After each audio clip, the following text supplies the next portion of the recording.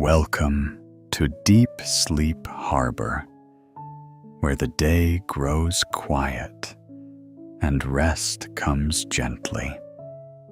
Tonight, you remain inside a quiet old museum in Europe after it has closed, when the last footsteps have faded, the final doors have been locked, and the building begins to settle into its own private silence.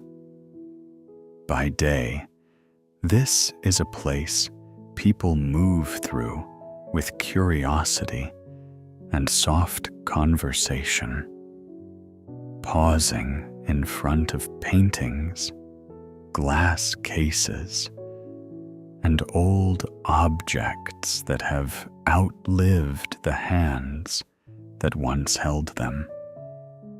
But at night, after everyone has gone, the museum becomes something else.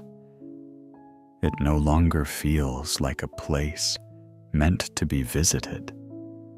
It feels like a place meant to rest. And tonight, there is one small difference, so slight it hardly disturbs the calm at all. Somewhere ahead, one gallery light lingers a little longer than usual before dimming for the night.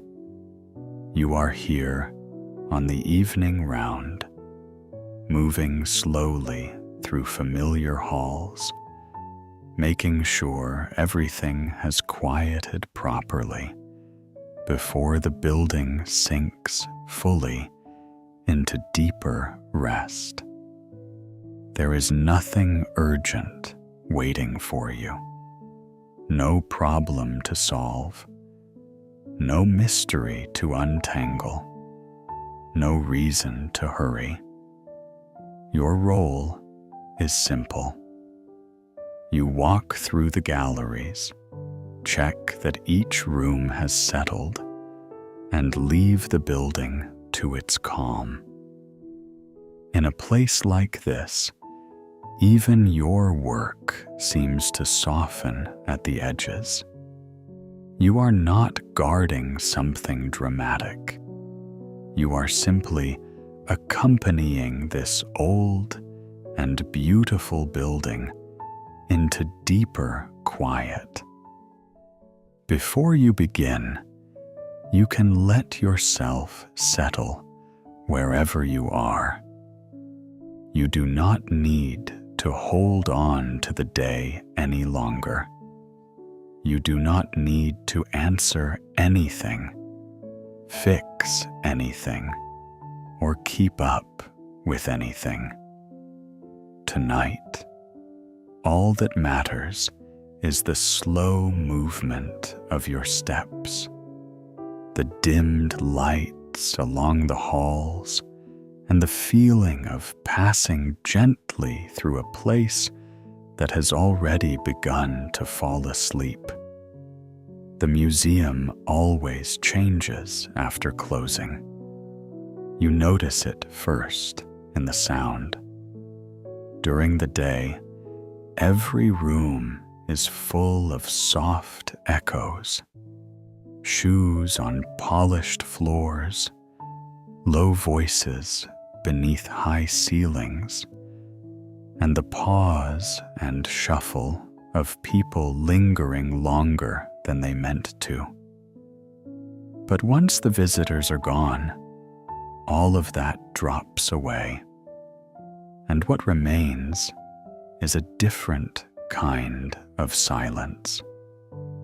Not emptiness exactly, more like a stillness large enough to notice, the kind of quiet in which even the building seems to be listening to itself. Tonight, when you step out from the small office near the entrance hall, the wide central gallery already feels altered. the high ceiling disappears into shadow. The marble floor, which seemed bright and busy only an hour ago, now reflects only a few warm pools of light. The ticket desk is empty. The brochures are stacked neatly in their stand. The benches along the wall are unoccupied, as if they too are relieved to be left alone for a while. Somewhere far off, perhaps on another floor, you hear the low hum of the ventilation system. It does not disturb the quiet. It belongs to it. Even the building itself carries the quiet dignity of an older European city. The stone walls are thick. The doorways are tall and slightly worn at the edges. The ironwork along the stair rail has the kind of detail people no longer make unless they mean it to last. During the day, most visitors only half notice these things on their way to the galleries. But at night, they become part of the museum's deeper presence, as if the building is not simply holding history, but is itself one of the oldest things inside it. You begin in the first gallery, the one with the tall landscapes and the darker frames. This room always settles quickly after closing. It has a softness to it at night, perhaps because the paintings themselves seem to pull the remaining light inward. During the day, people stand before them, trying to understand what they see: sky, field, river, weather, distance. But now there is no need to understand anything. The paintings are no longer being looked at. They are simply there, in their own calm, holding their shapes against the wall. You pass slowly from one to the next, your footsteps gentle on the wooden floor, and glance at each in the way one glances at things already known. Your route through the museum is always the same, though it never feels repetitive. The halls are familiar, but their quiet changes from night to night. Sometimes the air feels cooler in the long room of glass cases. Sometimes the gallery of portraits feels especially still, as though even the painted faces have relaxed. Sometimes the old staircase creaks in one place and remains silent in another. The building has its moods, though never in a way that feels strange, only in the way old places sometimes seem more alive when no one is asking anything of them. You pass into the next room, where artifacts are displayed in low cases beneath soft overhead lights. Here the air carries a faint scent of wood polish, old paper, and something dry and clean, almost like linen kept for many years in drawers. The objects themselves are small, carved handles, pieces of jewelry, folded textiles, little tools whose original purpose most visitors read from labels and then forget. At night, they seem less like exhibits and more like things patiently resting where they have been placed. Nothing about them asks for attention. Nothing demands interpretation. They simply endure quietly in the glass. Some of these objects seem especially at home here, as though they never really left the old streets beyond the museum walls. A silver spoon with a worn stem. A glove button no larger than a fingernail. A little painted box faded at its corners. They carry with them the feeling of parlors, chapels, narrow staircases, and winter windows looking out over stone squares.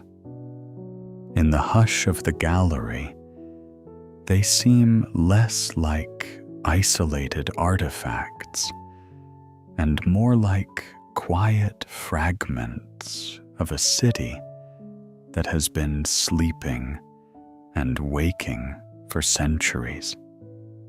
You pause by the far wall, where the dim reflection of the room appears in the case before you. For a moment, the objects and the room overlap with your own faint outline in the glass, and it feels as though you are part of the same arrangement, another quiet presence in a carefully kept place. Then you move on, because there is no reason to linger too long anywhere. The pleasure of this work is not in stopping. It is in continuing slowly, knowing there is nowhere else you need to be. The long corridor that connects the older wing to the newer galleries is one of your favorite parts of the building at night. During the day, people pass through it without much thought, eager to get to the next room. But after closing, it becomes something almost serene. The lights are spaced widely apart, so the floor passes in and out of shadow. The framed prints along the walls seem farther apart than they do by day. The polished railing beside the shallow steps catches a thin line of light, and your footsteps, though soft, follow you a little longer here before fading. At one end of the corridor, a tall window looks out over the sleeping street. You cannot see much, only the pale wash of a lamp across old stone, the edge of a shuttered cafe awning, and the suggestion of a narrow square beyond.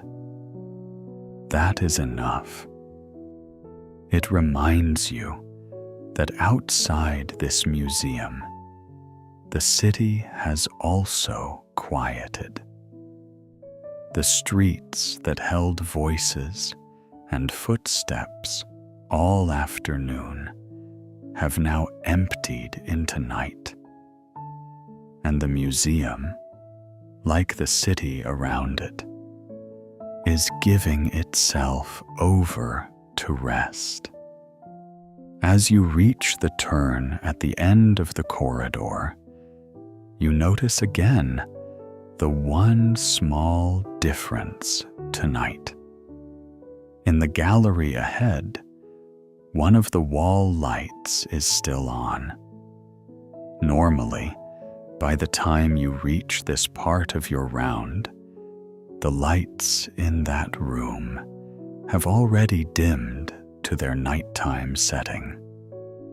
Not darkness exactly, but the lower, softer light the museum keeps after hours. Tonight, one lamp above the far side of the room still burns a little warmer than usual. You stand at the threshold and notice it, but you do not stop sharply, and you do not feel any concern. In a building like this, small variations happen. A timer slows by a minute. A system lingers a little longer before settling. The museum is old enough to have its own pace. You simply make a quiet note of it, the way you might notice that rain has started outside, or that one stair sounds different than the others. You step into the room as you always do. This gallery holds a small collection of portraits and domestic interiors, paintings full of quiet faces, tables, curtains, windows, and rooms within rooms. At night, they seem specially fitting, as though these painted spaces understand something about rest. The lamp that remains brighter than usual casts a soft glow across one section of the wall, warming the gold of a frame and the pale fabric in a painted sleeve. You walk past it slowly, not because it requires inspection, but because everything in this building is best met slowly after dark. The room is still calm. The paintings are still calm. Only that one pool of light lingers a little longer than expected, as though the gallery itself is in no hurry to dim.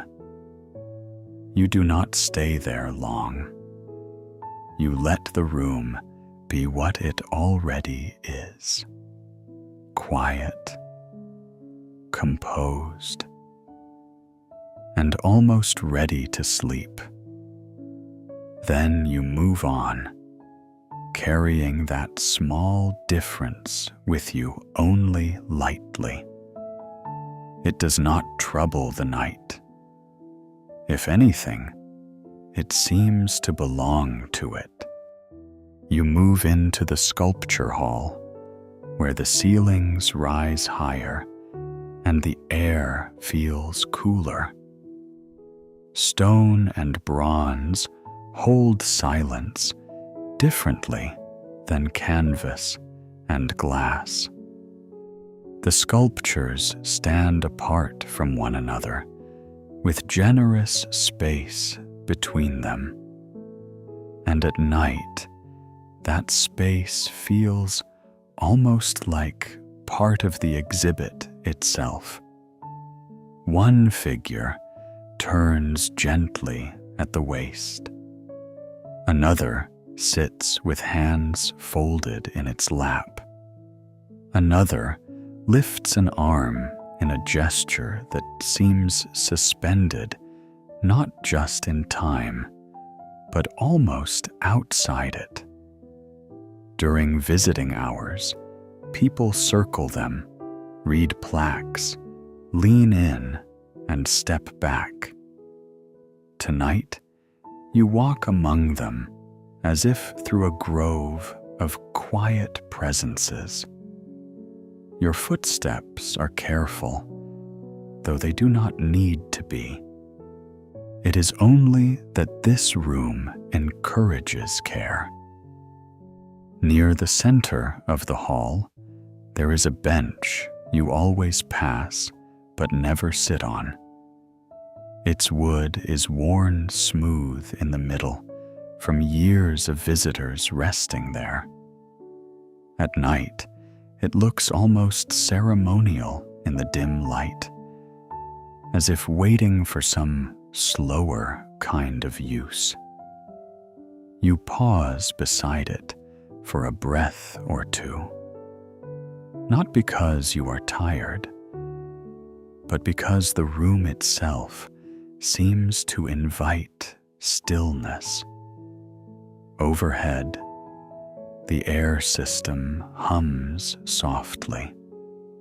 Somewhere behind you, beyond the doorway you entered through, the museum continues its gradual descent into deeper quiet.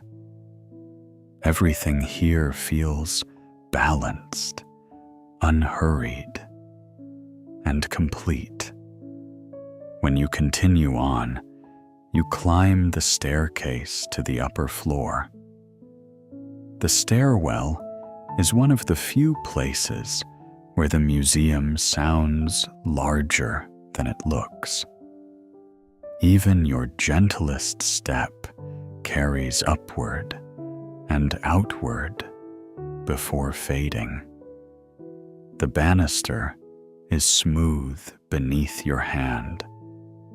On the landing hangs a large painting of a harbor at dusk, one you have passed so many times that it has become almost like a trusted window, rather than an image you study. Tonight, in the dim light, the painted water looks darker than usual, and the last strip of sky above it seems to glow faintly. You do not stop in front of it, but your eyes rest there for a moment as you pass, the way they might rest on a familiar scene glimpsed from a train. The upper galleries are quieter than the lower ones, perhaps because fewer people reach them before closing. Here there are rooms of manuscripts, maps, and small objects arranged with great care. The cases are lower. The lighting is finer, more precise. The labels are discreet. It is a part of the museum that seems to encourage whispering, even in the middle of the day. At night, whispering would feel too loud. So you move through it with that same unspoken understanding, letting the quiet remain unbroken. A glass case near the back wall contains several old books opened to different pages.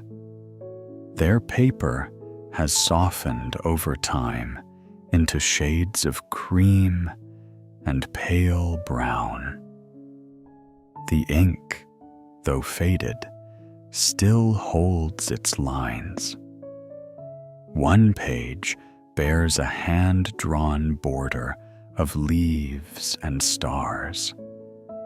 Another is crowded with script so neat it looks almost woven. By day, these books are evidence of history, craft, and memory. At night, they feel more intimate than that. They seem like evidence of patience. Someone once sat in lamplight, perhaps not unlike this, and made them carefully, line by line, never imagining they would one day rest in a silent room beneath museum glass. There is something distinctly old world in these rooms, not in a dramatic way, but in the quiet accumulation of detail.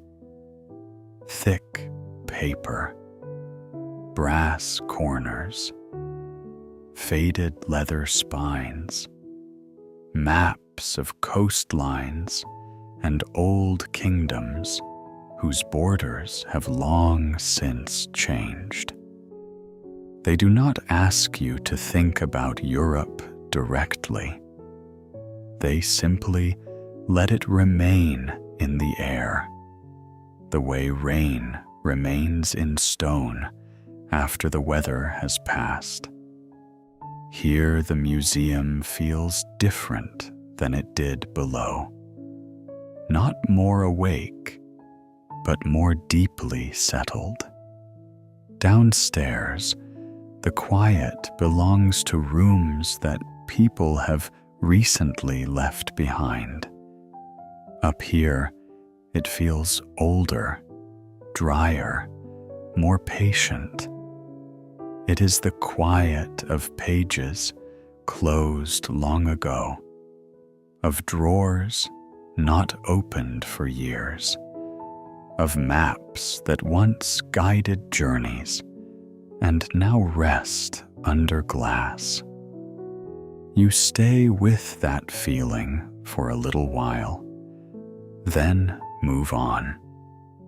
You continue into the next room, and by then you realize the brighter lamp in the portrait gallery behind you has almost certainly dimmed by now. You do not feel the need to go back immediately and confirm it. The thought passes through you lightly. If it has dimmed, then the museum has returned to its usual night rhythm. If it has not yet, it will. Either way, there is no urgency in it. That is the nature of this place after hours. Nothing here asks to be rushed into order. Order arrives gently on its own. Still, as part of your route, you circle back that way later. Before then, you pass through a small exhibition room where textiles hang behind glass and faint colors survive in old threads. You pass a narrow side hall with a single bench and one painting of winter trees beneath a pale sky. You pause briefly in the education room, now dark except for the spill of light from the corridor, where chairs are stacked and drawing pencils rest in jars on a shelf. The museum at night is not one single mood. It is a gathering of many small quiets, each room settling in its own way. When at last you return to the portrait gallery, the lamp has dimmed. It has done so without announcement, without any sudden change, and the room now rests in the same softened light as the others. Nothing is wrong. Nothing ever needed to be fixed.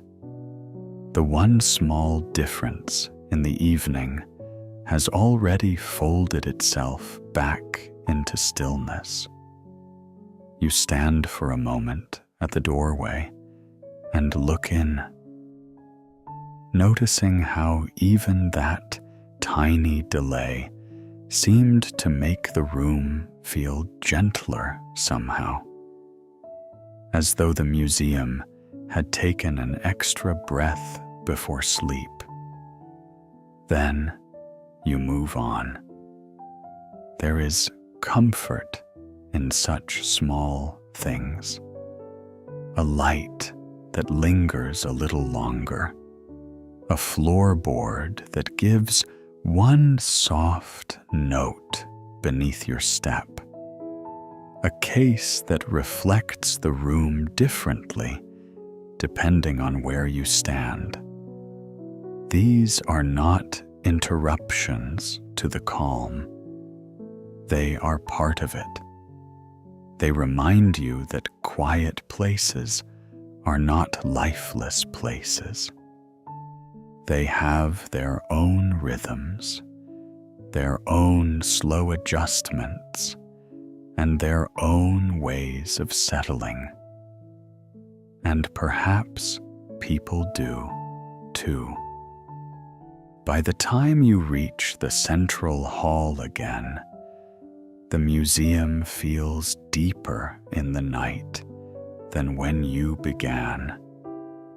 The pools of light seem smaller. The shadows at the ceiling seem farther away.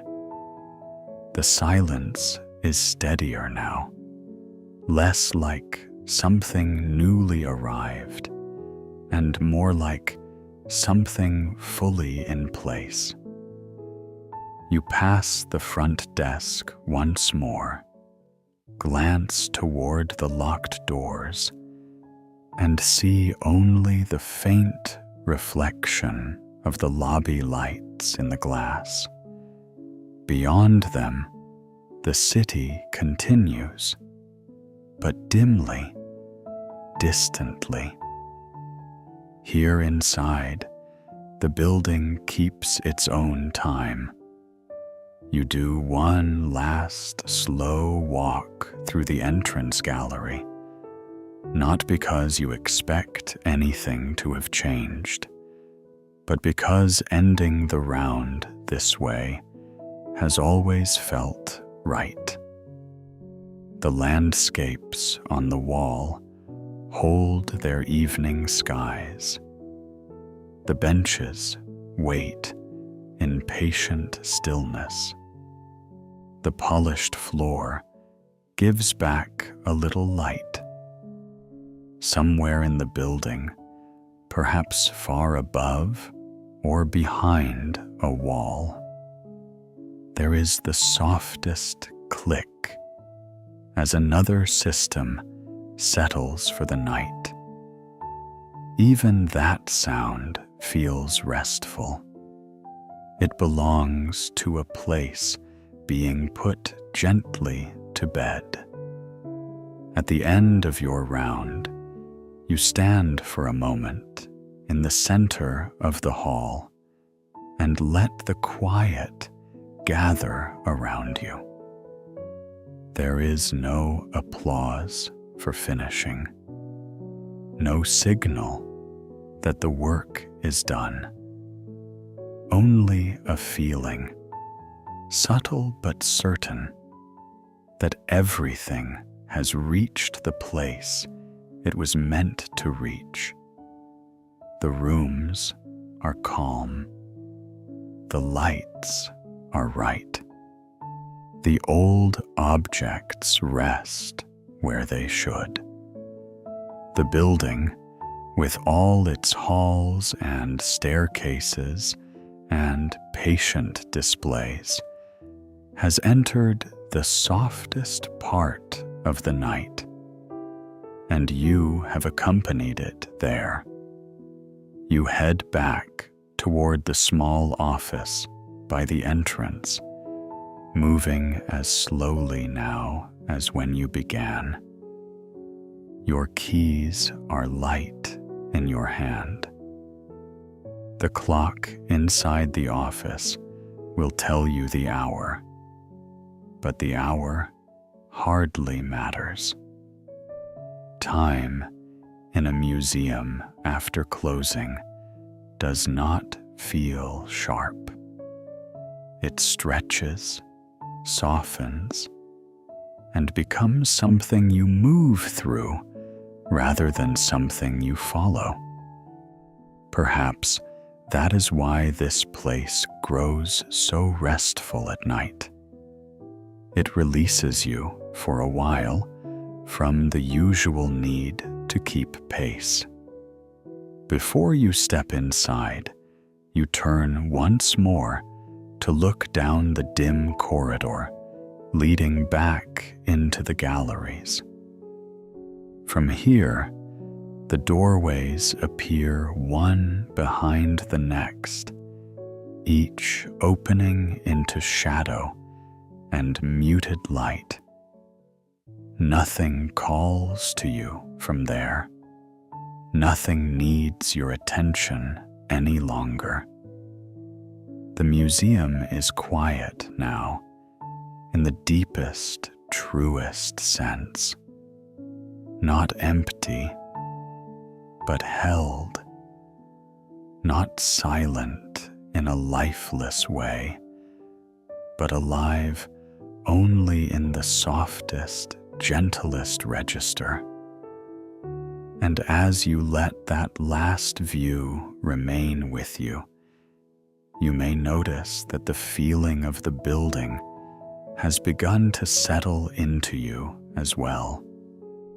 The long halls, the dim lights, the patient rooms, the paintings no one needs to interpret tonight, the objects no one needs to explain, the one lamp that lingered a little longer before dimming, and how even that small delay became part of the evening's calm. Nothing had to be perfect right away. Nothing had to happen on cue. The night accepted everything gently, and in time, everything softened into place. So now, wherever you are, you can let yourself rest in that same way, as if you, too, have walked through a quiet European museum after closing, as if the noisy parts of the day have already left by the nearest exit, as if the rooms of your mind no longer need visitors, only dimmed lights and a little stillness. You do not need to keep watch much longer. You do not need to hold anything up. You can simply let the evening settle around you, room by room, thought by thought, until all that remains is the softest kind of quiet. And for this moment, that is enough.